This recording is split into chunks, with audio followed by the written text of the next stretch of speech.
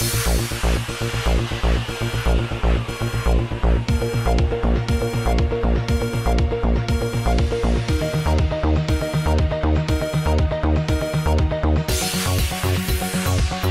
हैदराबाद के DCP नौजोन Shrimati B सुमति IPS ने आज मीडिया को खबर दी कि कल रात गोपालापुरम पुलिस हुदूद के इलाकों में महकमा पुलिस के 500 जवानों ने कॉर्डन सर्च अंजाम दिया और ख़ास तौर पर इलाके की कई लॉड्जिंग्स की चेकिंग की गई। 78 लॉड्जेस में से 72 में ही सीसीटीवी कैमरास नजर आए।